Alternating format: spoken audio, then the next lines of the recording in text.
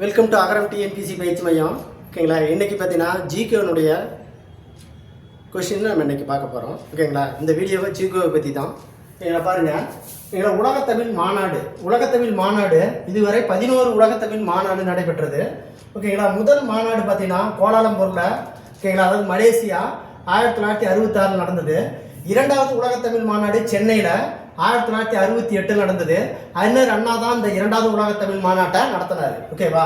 மூன்றாவது உலகத்தமிழ் மாநாடு பாரிஸில் நடந்தது 1970. ஓகேங்களா. நான்காவது உலகத்தமிழ் மாநாடு யாழ்ப்பாணம் 1974 நடந்தது. ஐந்தாவது உலகத்தமிழ் மாநாடு 1981. ஓகேங்களா. எம்ஜிஆர் தான் இந்த ஐந்தாவது உலகத்தமிழ் மாநாட்டை நடத்தினார். ஓகேங்களா. அடுத்து பாருங்க, ஆறாவது உலகத்தமிழ் மாநாடு, ஓகேங்களா, கோலாலம்பூரில் நடந்தது 1987. ஏழாவது உலகத்தமிழ் மாநாடு மொரிசியஸில் நடந்தது 1989. எட்டாவது உலகத்தமிழ் மாநாடு தஞ்சாவூரில் நடந்தது 1995. ஓகேங்களா. ஜெயலலிதா தான் இந்த எட்டாவது உலகத்தமிழ் மாநாட்டை நடத்தினாங்க. அடுத்து 9வது உலகத்தமிழ் மாநாடு மலேசியாவில் நடந்தது 2015. அடுத்து 10வது உலகத்தமிழ் மாநாடு அமெரிக்காவில் சிக்காகோவில் நடந்தது 2019. 11வது உலகத்தமிழ் மாநாடு சிதம்பரத்தில் நடந்தது 2002. ஓகேங்களா. அப்போ பாருங்க, கோவிலுக்கு பாருங்க, ஓகேங்களா, ஷார்ட்கட் மெத்தடு. ஓகேங்களா, ஷார்ட்கட் மெத்தடு பாருங்க. கோவிலுக்கு சென்ற பாட்டியை யாரேனும் மறித்தால் கோவிலில் மொட்டையடித்து தண்டிக்கப்பட்டு கோடையில் சிரமப்படுவாய். ஓகேங்களா. இங்க பாருங்க, கோவில் அப்படிங்கிறது கோலாலம்பூர், சென்றங்கிறது சென்னை, பாயட்டி என்பது பாரிஸ். ஓகேங்களா. யாரேனும் யா என்பது யாழ்ப்பாணம், மறித்தால் மா என்பது மதுரை, கோவிலில் கோலாலம்பூர், மொட்டைங்கிறது மோ என்பது மொரிசியஸ், தா என்பது தஞ்சாவூர், கோ என்பது கோலாலம்பூர், சி என்பது சிக்காகோ, சிரமப்படணுங்கிறது சிதம்பரம். ஓகேங்களா. அப்போ உலகத்தமிழ் மாநாடு மொத்தம் 11 உலகத்தமிழ் மாநாடு நடந்தது. ஓகேவா. அடுத்தது பாருங்க. ஓகேங்களா. தமிழகத்தில் இதுவரை 25 மாநகராட்சிகள் உள்ளன. தமிழ்நாட்டில் இதுவரை எத்தனை மாநகராட்சி இருக்குது? 25 மாநகராட்சி இருக்குது. தமிழ்நாட்டில் மொத்தம் 38 மாவட்டம் இருக்குது. அதெல்லாம் 25க்கு மாநகராட்சி அந்தஸ்து கொடுத்துட்டாங்க. ஓகேங்களா. அப்போ மாநகராட்சி அந்தஸ்து பெறுனா மக்கள் தொகை எவ்வளோ இருக்கணும் அப்படின்னு பார்த்தீங்கன்னா 10 லட்சத்துக்கு மேலே இருந்தால் தான் மாநகராட்சி அந்தஸ்து பெறும். ஓகேங்களா. அப்போ பாருங்க, இந்தியாவினுடைய முதல் மாநகராட்சி எதுனா சென்னை தான். இந்தியாவிலேயே முதல் மாநகராட்சி எதுன்னு கேட்டானா சென்னை தான், 1688. இரண்டாவது மாநகராட்சி பார்த்தீங்கன்னா மதுரை 1971, கோயம்புத்தூர் 1981, திருநெல்வேலி 1994, திருச்சி 1994, சேலம் 1994, திருப்பூர் 2008, ஈரோடு 2008, வேலூர் 2008, தூத்துக்குடி 2008. அடுத்து பாருங்க, தஞ்சாவூர் 2014, திண்டுக்கல் 2014, ஒசூர், நாகர்கோயில், ஆவடி இது 3 2019. அடுத்து பார்த்தீங்கன்னா 2021, ஓகேங்களா, சாமரம், காஞ்சிபுரம், கடலூர், கரூர், ஓகேங்களா, கும்பகோணம், அடுத்து பார்த்தீங்கன்னா சிவகாசி இது எல்லாமே 2011. காரைக்குடி, நாமக்கல், புதுக்கோட்டை, திருவண்ணாமலை இது 4 2014 மாநகராட்சி அந்தஸ்து பெற்றது. அடுத்து பார்த்தீங்கன்னா தெற்காசிய மண்டல ஒத்துழைப்பு சங்கம், அதாவது சார்க் அமைப்புன்னு சொல்லுவாங்க. சார்க் உறுப்பினர் நாடுகள் மொத்தம் எத்தனை கேட்டாங்கன்னா 8. சார்க் உறுப்பினர் நாடுகள் மொத்தம் 8 உறுப்பினர்கள் நாடுகள் சார்க் நாட்டில் அமைஞ்சிருக்கு. அந்த சார்க் நாட்டு பார்த்தீங்கன்னா ஷார்ட்கட் மெத்தட் இருக்கு. ஐபிஎஸ் படிக்கணும்னா பிபிஏங்கிறத படிக்கணும். ஓகேங்களா. அப்போ ஐபிஎஸ் படிக்கணும்னா பிபிஏ படிக்கணும். ஐபிஎஸ் படிக்கணும்னா, ஓகேங்களா, பிபிஏ படிக்கணும். ஓகேங்களா. அப்போ ஐபிஎஸ் படிக்கணும்னா பிபிஏ படிக்கணும்.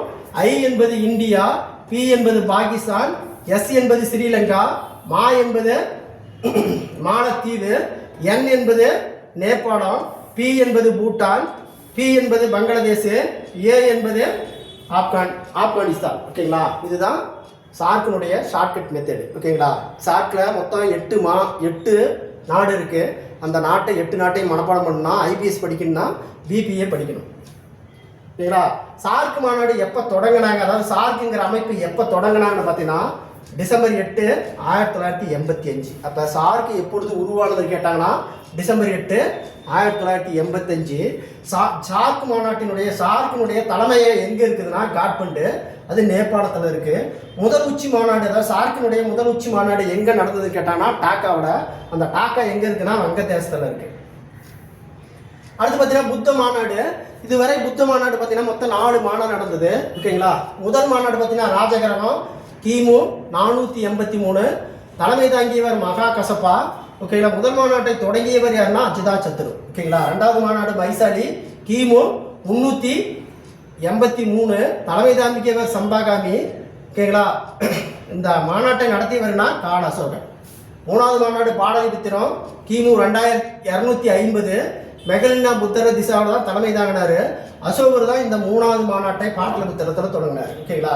4வது மாநாடு குண்டலவனம், இது எங்கே இருக்குன்னா காஷ்மீரில் இருக்குது. கிபி 100 தலைமை தாங்கியவர் யாருன்னா வாசுமித்திரர். கனிஷ்கர் தான் இந்த 4வது மாநாட்டை தொடங்கினார். ஓகேங்களா. பாருங்க ஷார்ட்கட்டு. ராஜாவின் வைர விழா பாட்டுடன் குஷியாக கொண்டாடப்பட்டது.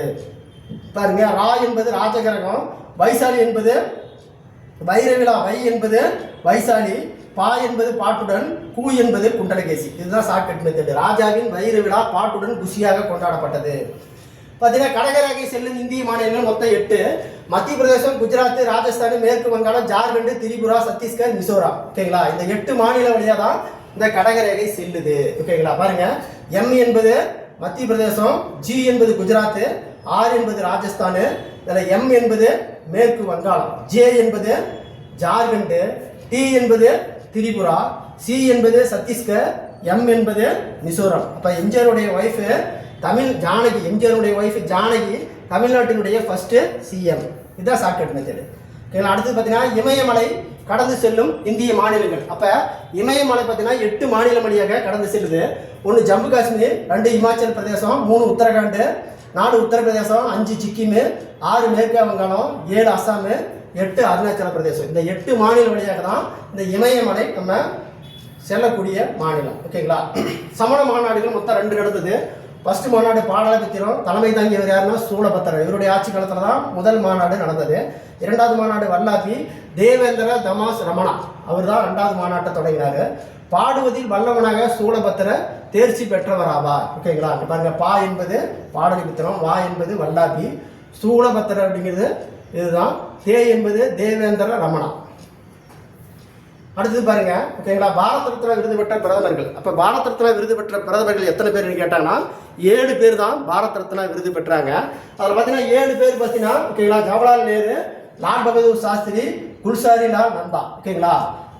அடுத்து பார்த்தீங்கன்னா இந்திரா காந்தி, ராஜீவ் காந்தி, மொராஜி தேசாய், வாஜ்பாய். பாருங்க, லாலில் 3, ஜவஹர்லால் நேரு, லால் பகதூர் சாஸ்திரி, குல்சாரி நந்தலா. ஓகேங்களா. 2 காந்தி, இந்திரா காந்தி, ராஜீவ் காந்தி. சாயில் 1 மொராஜி தேசாய், பாயில் 1 வாஜ்பாய்.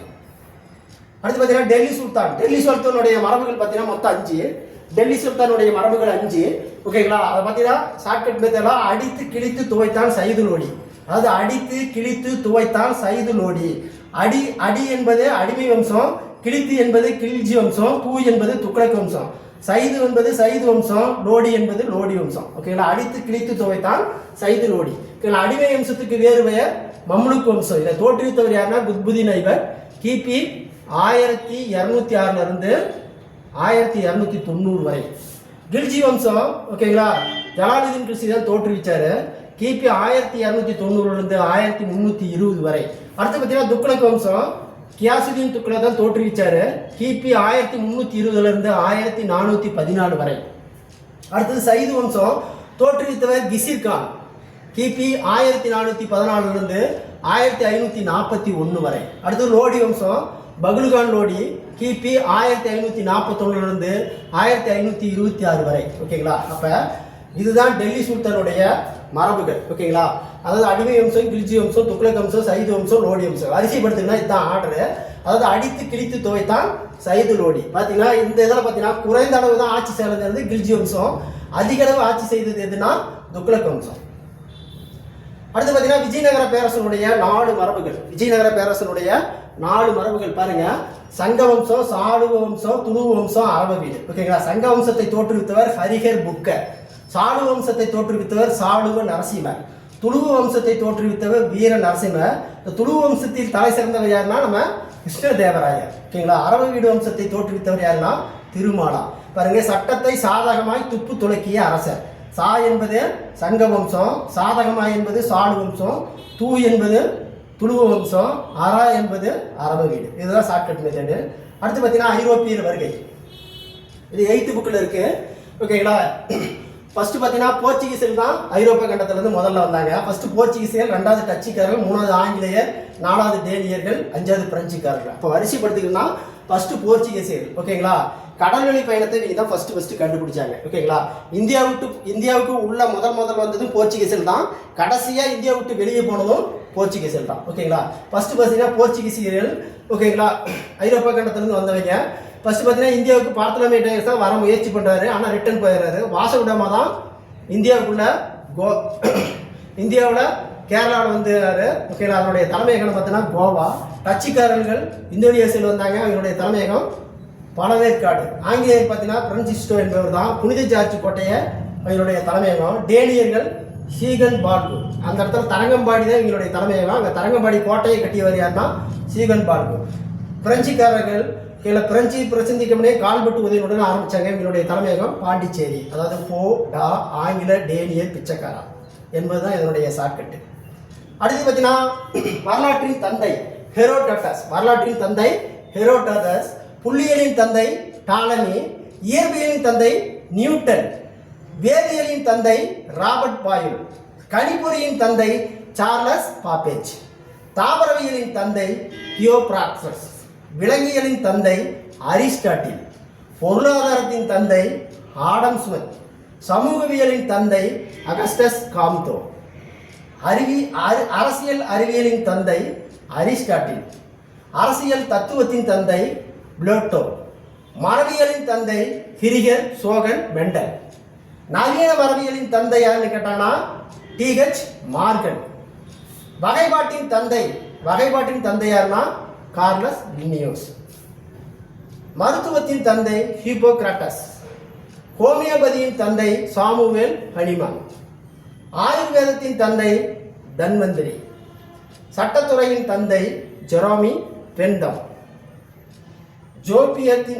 ஜோமீதியத்தின் தந்தை யூக்ளியட், நோய் தடுப்பியலின் தந்தை எட்வர்ட் ஜென்னர், தோல் உயிரியலின் தந்தை சார்லஸ் குவியர், சுற்றுச்சூழலின் தந்தை எர்னஸ்ட் ஹொக்கல், நுண்ணுயிரியலின் தந்தை ஆண்டன் வான் லூவன்ஹாக், அணுக்கருவியலின் தந்தை எர்னஸ்ட் ரூதர்போர்ட், நவீன வேதியியலின் தந்தை லவாய்சியர், நவீன இயற்பியலின் தந்தை ஜான்ஸ்டீன், நாம் பயன்படுத்துகிற செல்போனின் தந்தை மார்டின் கூப்பர், ரயில்வேவின் தந்தை ஜார்ஜ் ஸ்டீவன்சன், தொலைபேசியின் தந்தை கிரஹம்பெல், நகைச்சுவையின் தந்தை அரிஸ்டோ பேனஸ், துப்பறிய நாவலின் தந்தை எட்கர் ஆலன் போ, இந்திய சினிமாவின் துறையின் தந்தை தாதாஜ் சாகோ பால்கோ, இந்திய அணுக்கருவியலின் தந்தை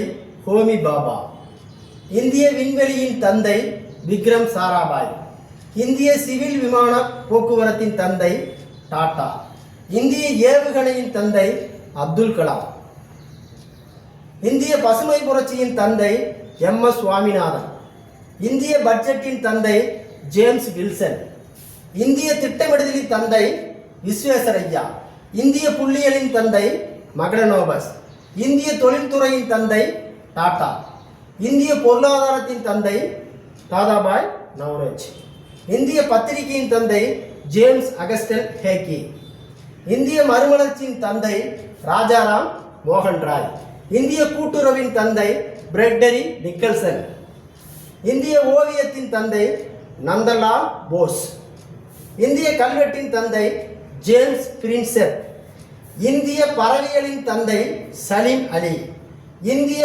உள்ளாட்சி அமைப்பின் தந்தை ரிப்பன் பிரபு, இந்திய ரயில்வேவின் தந்தை டல்கோசி பிரபு, இந்திய சர்க்கஸின் தந்தை கிளாரி குஞ்சிப் கண்ணன், இந்திய வனமோத்சவத்தின் தந்தை KM முன்சி, ஜனநாயகத்தின் தந்தை பெரிக்லிஸ், அச்சுக்கூடத்தின் தந்தை குடன்பர்க், சுற்றுலாவின் தந்தை தாமஸ் குக், ஆசிய விளையாட்டின் தந்தை குருதத் சுவாமி, இன்டர்நெட்டின் தந்தை வின்டோன் சர்க், மின் அஞ்சலகத்தின் தந்தை ரோ டோ மில்சன், அறுவை சிகிச்சையின் தந்தை சுஸ்ருதர், தத்துவ சிந்தனையின் தந்தை சாக்ரட்டிஸ். கணித அறிவியலின் தந்தை பிதாகரஸ். மனதத்துவத்தின் தந்தை ஜிக்மண்ட் பிரைடு. கூட்டுறவு அமைப்பின் தந்தை ராபர்ட் ஓவன். குளோனிங் தந்தை இயன் வில்மெட். உலக பசுமை புரட்சியின் தந்தை நார்மன் போர்லாக். உருது இலக்கியத்தின் தந்தை அமீர் குஸ்ரு. ஆங்கில கவிதையின் தந்தை ஜியாபரி சாசர். அறிவியல் நாவலின் தந்தை வெர்னோ. நூலகத்தின் தந்தை ஆர் அரங்கநாதன். தமிழ்நாடு நூலக இயக்கத்தின் தந்தை அவினாசி மகாலிங்கம். இந்திய வெண்மை புரட்சியின் தந்தை வர்கீஸ் குரியன். நுகர்வோரின் தந்தை ரால்ஃப் நாடர். இதுதான் நம்மளுடைய ஜிகே. ஓகேங்களா? இந்த ஜிகே வந்து கண்டிப்பாக நமக்கு ஒரு 1லேருந்து 2 கொஸ்டின் வரதுக்கு வாய்ப்பு இருக்குது. இந்த வீடியோ பிடிச்சிருந்தா சப்ஸ்கிரைபு பெல் பட்டனை கிளிக் பண்ணிக்கோ. அப்போ தான் தொடர்ச்சியாக இந்த வீடியோ உங்களுக்கு அடுத்த வீடியோ உங்களுக்கு வரும். நன்றி, வணக்கம்.